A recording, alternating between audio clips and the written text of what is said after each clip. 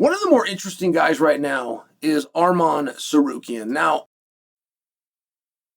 let's just look at his year, okay? Let's just look at what Tsarukyan has been through. And forget I said year, let's back it up. Tsarukyan is walking out to fight Charles Oliveira at UFC 300. He gets in a fight on his way to the fight, okay? Now, you got to understand, regardless of what you've been told 100 times about assault and street fights and all this, it's only illegal if you win. The only guy that sues or fight is the loser. 100%. This guy assaulted me. That's just code for I lost to this guy. Okay. Tsarukyan gets in a fight with what turns out to be the coolest guy in the world. I actually met the guy. The guy came. I'm trying to think of what it was. International fight? No, it wouldn't have been. I met the guy. The way he goes, hey, I flipped him off. He defended Tsarukyan's action because actually I'm a fan. I saw him, I flipped him off, and he got mad. Like I don't blame a guy for being mad that I flipped him off, whatever it was. And so the UFC gave him some tickets and brought him out, and I was doing a thing with ESPN, working with Megan, and I'm working with Poirier. And Poirier bumps me and he goes, hey, you see that guy? And I said, yeah. And he goes, that's the guy. That's the guy that Tsarukyan hit. Anyway, so I didn't get over and get to say hello to the guy, but he's standing right there. I felt like I got to meet him. At any rate, so Tsarukyan goes out, he fights Charles Oliveira. Now, this is a really, really good fight. The only reason this didn't get fight of the night is because Gaethje and Max was on the same card.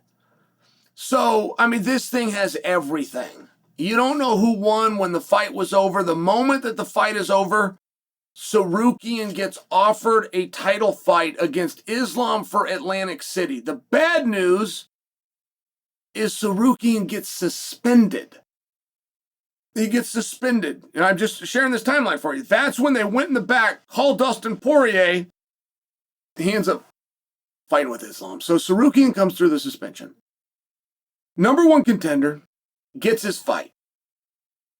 Gets his fight in California, where there is a massive, massive Armenian population.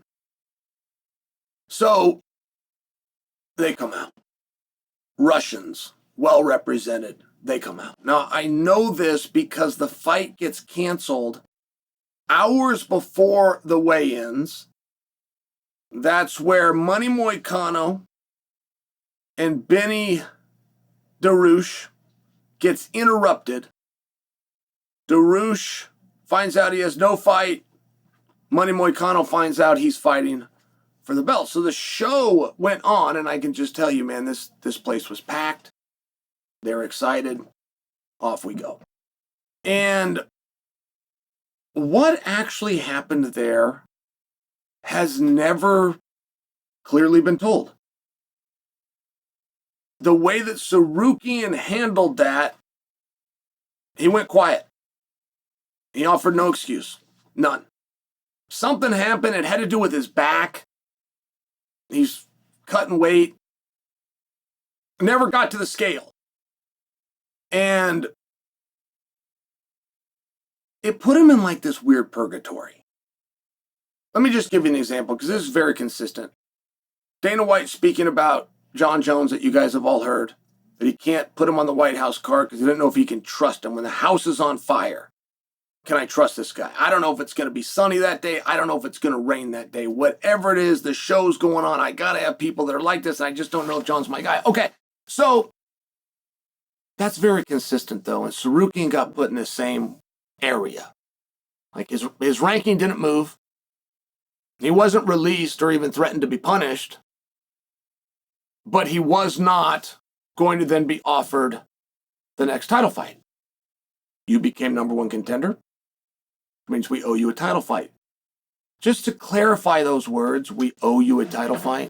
You're the number one contender. Just to clarify those words, that means you will be offered the match. Once that offer is out, we're done. Just so you understand. So if somebody was to miss a date, just for example, that deal isn't just good for at any time. So Tsarukyan goes in this weird like purgatory. And the first time that he finally speaks up, he's in the streets. It was like he was leaving a restaurant or headed into a restaurant and somebody comes up to him, and months had gone by. I mean, we did not hear from Tsarukyan. He was not upset that he wasn't the number one contender anymore. He wasn't upset that something else was happening with Islam. He appeared to understand, and he laid out, okay. And then all of a sudden, Tsarukyan does the big deed, which is become a backup fighter, which means you got to go through a full training camp. You've got to get licensed. You've got to make the flights. You've got to make the weight. You may get put in against one of two guys on as short as 24 hours notice. It's a really hard spot. The backup fighter really is a very cool and coveted spot. But when he did this, it looked like everything was cool in the gang. And by the way, that sounds right. That sounds like for any misgivings or any... It sounds like the slate's clean. All right. So Tsarukyan believes that he will fight the winner of Ilia Topuria, Charles Oliveira. And that also sounds right. But when that fight ends, Dana had gone to the back. And Paddy the Baddy jumped the rail, and he's the one that got face-to-face with Ilia. Now, for very good reason. That was a wonderful piece of theater. Those two have a back and forth. That's who Ilia wants to fight. Paddy is undefeated in the UFC. Like, there was very good reason for this happening, but Dana said, hey, wait a minute. Take that out of your memory. Like in a court of law, hey, jury, strike that from the record. And Dana said, because it shouldn't have happened. That's not who I was putting in. That's not who I'm going to put in. And that at least appeared that it was coming back to Tsarukyan, but Dana he didn't go that far. He never said that. But it appeared it was going to go back to Tsarukyan. Well, all of a sudden, Ilia Topuria comes out, says, I'm not going to fight till next year. And Tsarukyan hears that the same as we all hear it. Tsarukyan goes, that's not going to work for me. That's too far out. So Tsarukyan ends up taking another fight. Ilia is yet to be booked. We don't know where Paddy the Baddy's going to go. We don't know where Justin Gaethje's going to go. Oh, by the way, Tsarukyan wasn't kidding about this is too much time. Plus, he was the top training partner of Khamzat Chimaev, which means he just went through a training camp. He ends up taking a grappling match. I'm talking about Tsarukyan. He ends up taking a grappling match over the weekend against Benson Henderson. I love that. I love that. I hope more guys do this. And this door does not appear to be open to the pro wrestling or to the boxing, even though everybody talks about they want to go into pro wrestling and they want to go into boxing. They want to go into pro wrestling, they want to go into boxing because there's a lot of attention and a lot of fun and very little risk because very little is expected of them. The guys that are the true competitors are the ones that go into grappling. That is where something is expected of you. You're a little outside of your comfort zone and you're not going to have the same attention, the same paycheck, and the same fun. You're going to do that if you were an actual competitor. Going to give you something to train for. You're going to have a date. You're going to have an opponent. It might go your way. It might not. It's a bigger risk for a smaller reward, but you find out who's who.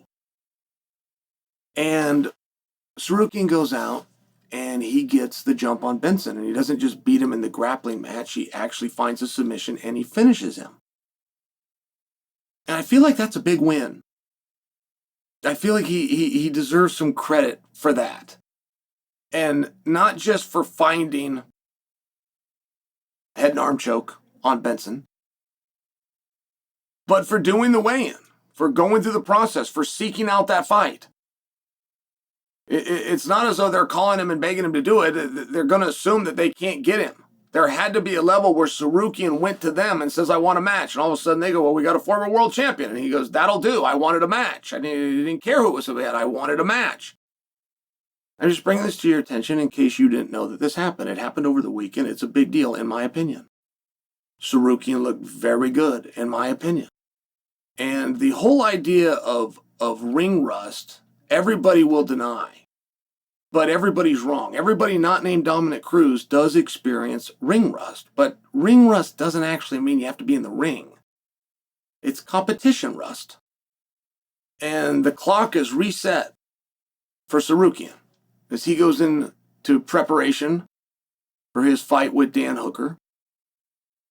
We'll no longer discuss Tsarukyan as the guy that hasn't fought since 300, served his suspension, and missed his match with Islam. That's not true anymore. In fact, Tsarukyan's made the walk twice. Once as an alternate, as a backup fighter, and once as a grappler. And if you missed that story over the weekend, now you know.